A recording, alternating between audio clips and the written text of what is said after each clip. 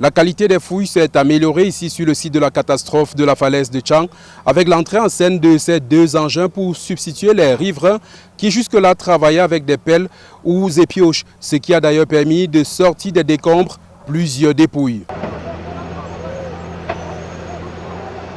Au total, 6 corps ont été exhumés ce vendredi novembre 2024, portant ainsi à 11 le nombre de victimes dont les dépouilles ont déjà été retrouvées après ce double éboulement de terrain produit ici à la falaise de Tchang mardi 5 novembre dernier. Parmi les dépouilles retrouvées aujourd'hui, celle d'un certain Georges Guédia qui était pratiquement divisé en deux. Selon les autorités rencontrées ici, les recherches devraient s'accélérer demain.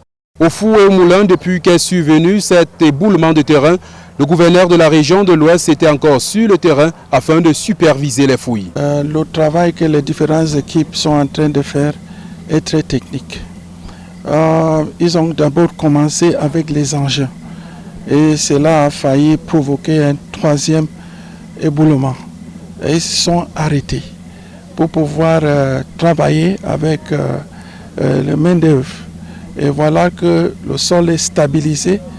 Les engins sont revenus à la charge, mais cette fois-ci par du côté de la colline, là où il y a eu éboulement, mais plutôt à l'intérieur, dans la vallée. La délégation régionale de la santé publique de l'Ouest a elle aussi déployé ses agents qui sont aux aguets, prêts à intervenir au cas où une nouvelle dépouille serait retrouvée. Nous sommes déployés maintenant sur le site où les fouilles se continuent, à J4, J5, où nous avons perdu presque tout espoir de retrouver les survivants.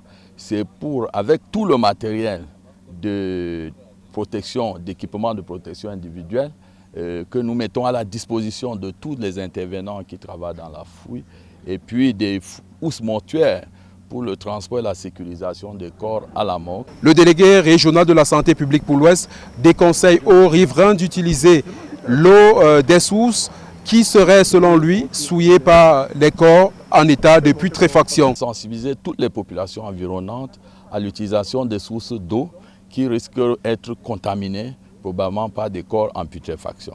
Donc, notamment, nous allons les sensibiliser sur la potabilisation de ces eaux qui vont désormais utiliser et surtout leur demander de laisser cette période un temps avant de consommer ces eaux. Depuis le site de la catastrophe de la falaise de Tchang, nous sommes Robert Kenyé et Vivien Tonfac pour Equinox Télévision.